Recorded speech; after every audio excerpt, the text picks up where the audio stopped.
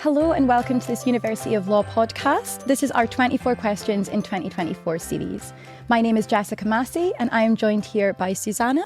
It's a pleasure to be here. Thank you for having me. Thanks, Susana. So just to get started, it would be great if you could tell us a little bit about yourself, what course you studied and where you studied that. Yep. So my name is Susana. I am a Christian woman. I studied the LLB degree at the University of Law, Bloomsbury campus. I am passionate about women issues, youth issues, and student issues. So that's a little bit about me. Lovely, thank you. And what did you kind of enjoy the most about your course, would you say? I think I enjoyed how mentally stimulating it was. And I think there were lots of interesting cases as well. So I really did enjoy that. And I think another aspect I enjoyed was getting to speak to future lawyers, being in the same class with future lawyers, just hearing how they think and hearing their thoughts on the law. So, yeah. Yeah, I think, law is one of those career paths where learning a bit about lived experience and people's previous experiences can be really helpful. Definitely. So just kicking off with some of our more specific questions. So why did you choose to kind of study at the University of Law, and what sort of attracted you to the course and this institution as an international student? I think prior to coming to the University of Law, I did a bit of research, and I think what stood out for me about the university is the fact that it's a very diverse place, a very diverse institution. And I think being an international student is very important for me to be in an environment where there's a lot of diversity, just for my personal growth as well, but just so that I can feel like I belong. And I found that speaking to alumni and even current students at the time, there seemed to be a lot of diversity at the university. And as well as there was good student satisfaction, so good student experiences as well. So I think those are the things that drew me to the university initially. No, definitely. And what would you say that your experience at the university has been like as an international student? I know that's quite an open question, but yeah, what do you think? I think genuinely I've had a good experience as an international student.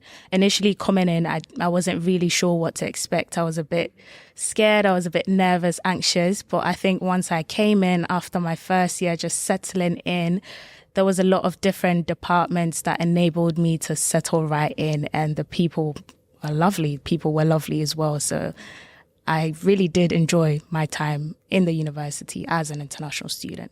Yeah, and I think, something you mentioned there about feeling anxious prior to starting a course. I'm sure a lot of perhaps prospective students who are about to start their journey at the university would really relate to that, definitely. And so during your undergraduate study, you were an international student rep. So what was this role all about? What did you do in this role and how did you become the rep?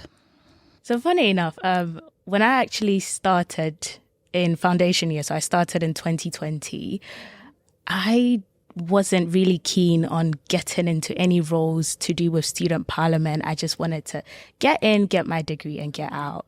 But plans changed when I actually came to the UK in 2021.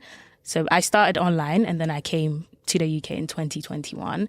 And when I came in, I realized that there were a lot of different students with different issues.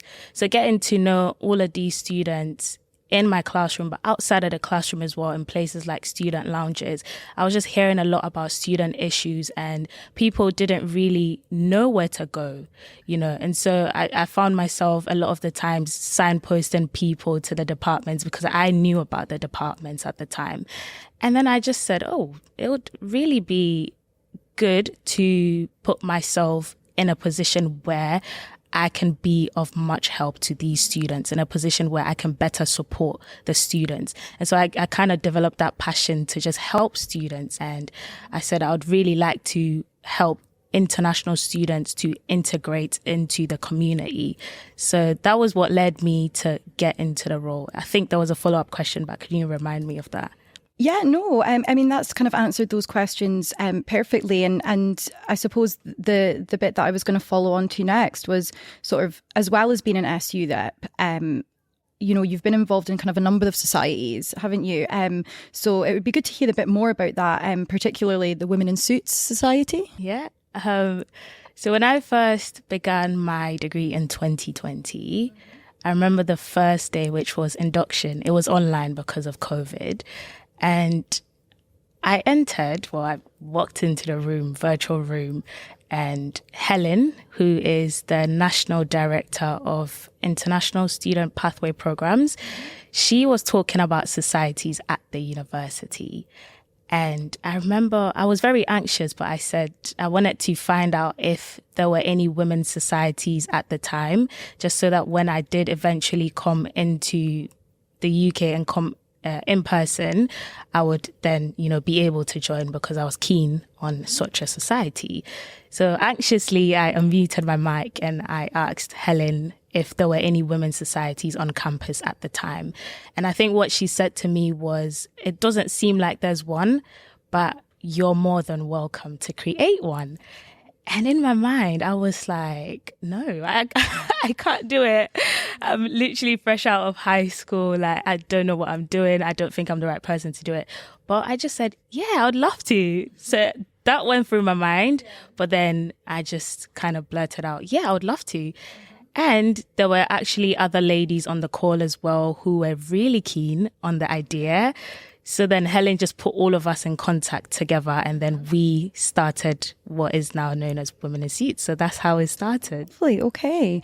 And what does the Women in Suits society particularly kind of aim to do, or what is its role within the university, would you say? Yeah, so Women in Suits Society is a society that aims to equip women to thrive in the legal sector, the business sector, and in society at large. So it's a kind of taking a holistic approach to women thriving in society.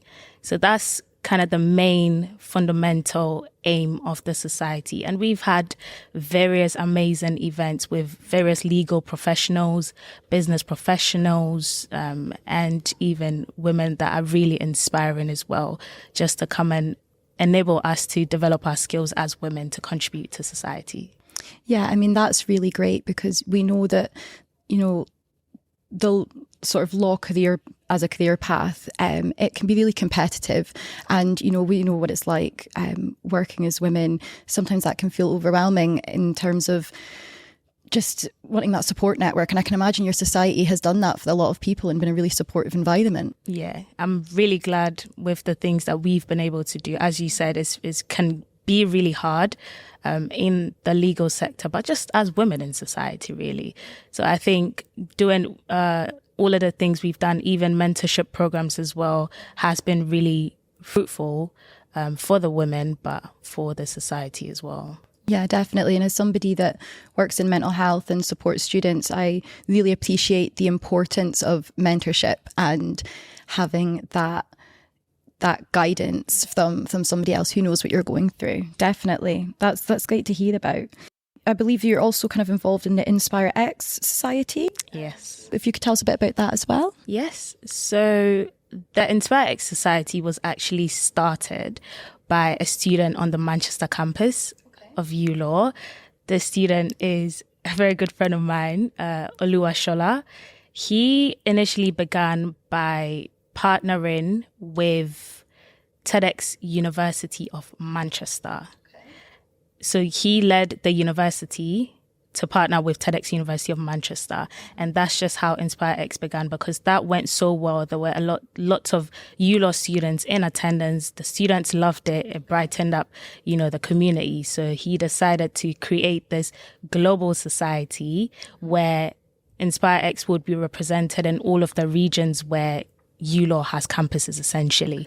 So that's Inspire X. Yeah, no, I mean, that sounds great. And, you know, what has been your sort of involvement with that society then? So Oluwashola, who started the society, he reached out to me to say, Susanna, this is my plan. I'm starting a global society and I need regional leads in the various regions. So he wanted me to be a regional lead for the South, which would represent Moorgate, London, I believe Royal Holloway as well. Yes, to kind of lead events in these areas, to lead partnerships with other TEDx organizers, and to just enhance the student experience at these different campuses. And, I think that's a really good example of, for any perhaps prospective students or people thinking about studying at ULaw, as, the nature of our university, we've got lots of campuses all over. So that's a really nice example of how societies can bring students together from different campuses and build that connection. That's really good to hear. So I believe you're also the co-chair of the International Student Voice Committee. So again, just to hear a little bit about that and how you became co-chair would be great. Yeah.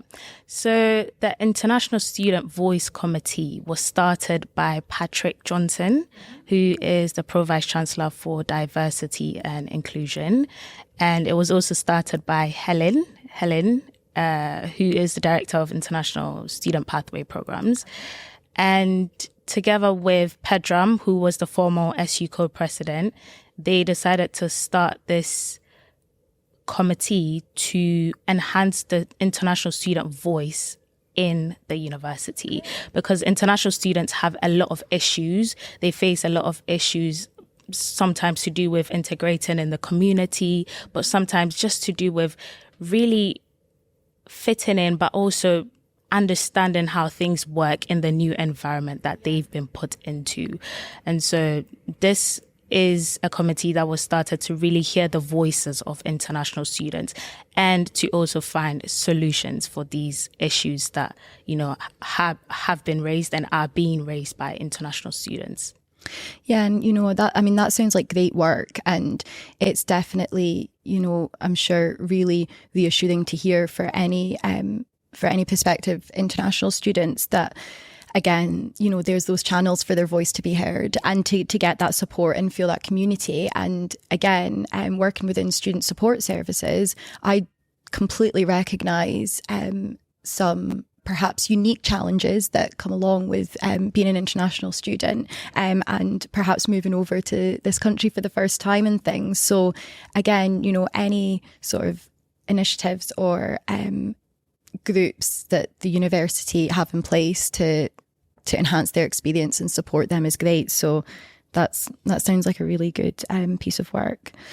And so what would you say your kind of proudest moment has been, or if you've got a couple, for kind of each of these societies? So maybe a moment for each society, or is there one that's sticking out in your heads?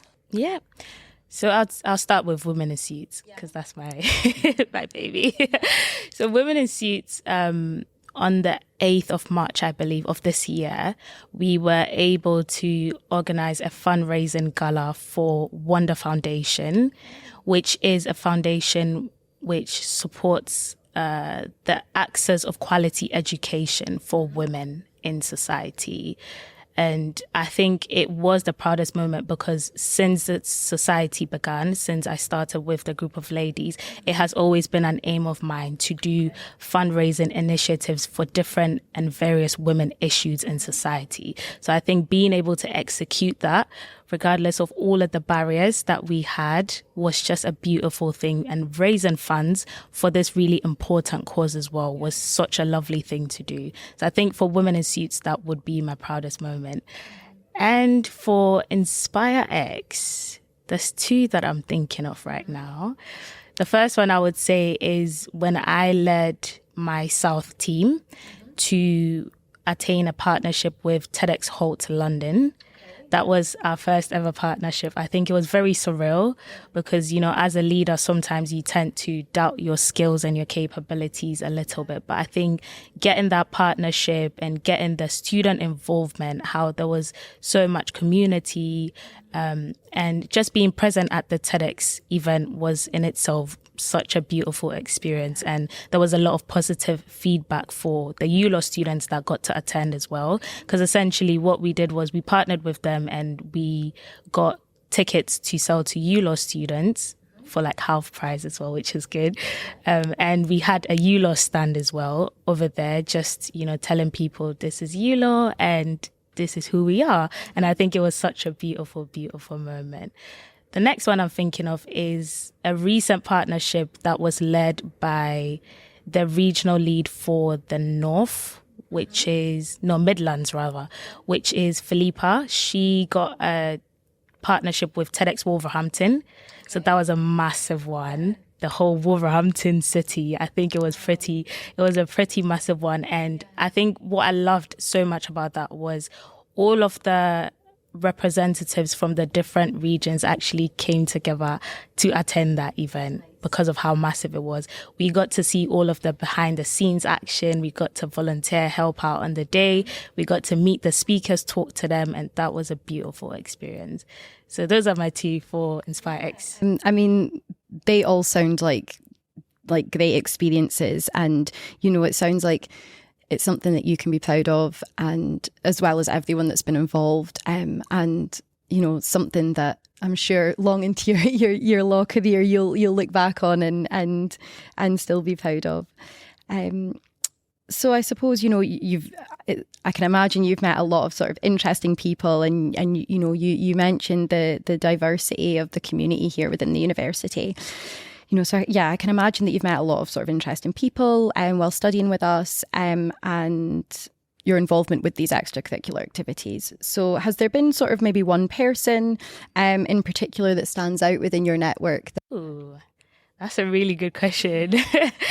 I have met a lot of people, and I think different people have had different impacts on me and have inspired me in different ways. But I think the one person that stands out to me would have to be the former SU co-president, who is Pedram.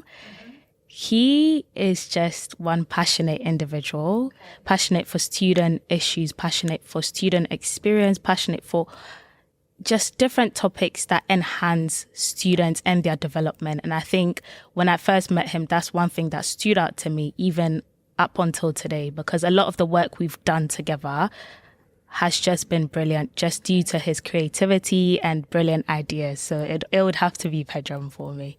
Yeah, I mean, that sounds like a great connection that you've made through the university, and yeah, I'm sure that just, you know, meeting people like that instills that belief that you had, you know, before you started your course and were planning to come here, and, you know, wanted to immerse yourself in the community. So I'm sure meeting people like that has solidified that belief for you, you know. Can I add as well, Pedram was the first international student to become president of the University of Law's SU. So I think that in itself was very inspiring for me as well. Yeah, no, that sounds like quite a milestone, which is great. And, you know, so what would you say is your aspiration for your kind of future and your career plan going forward now? Yeah. I think it's no secret now. I think everyone knows that my sort of next step is to become a barrister, so become a qualified barrister in England and Wales, but also to go back to my country, Ghana, and get qualified, called to the bar there as well. And that is sort of my aspiration. But I've got other ones, but I think these are the ones that I'm going to say for now. Yeah. And, you know, it's that way, isn't it, where you might have that overarching aspiration, but as you've evidenced in this conversation today, lots of different opportunities and things can come along your way, and that journey can take turns for the best. Lovely. So just some kind of more fun, quick fire questions to close off our podcast. So if you feel like you could make one change in the world, and that could be anything, what would that be? Ooh, I think I'd have to end world poverty. That for me is such an ugly disease. I just feel like ending world poverty would be it for me. Yeah. So let's say you're hosting a dinner party. If you could name three guests, dead or alive, who would you invite and why? Okay, I think my first invite would go to Michelle Obama, just because she is so inspiring. I think she's got a lot of wisdom to share. So I'll definitely invite Michelle Obama. I think the next person I would invite would be Nelson Mandela, just because throughout his whole life, the experiences he's had as an individual, I think he would have a lot of wisdom to share as well.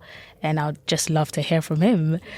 And I think the last person I'm going to invite is V. Kativu. So, well, Dr. V. Kativu now.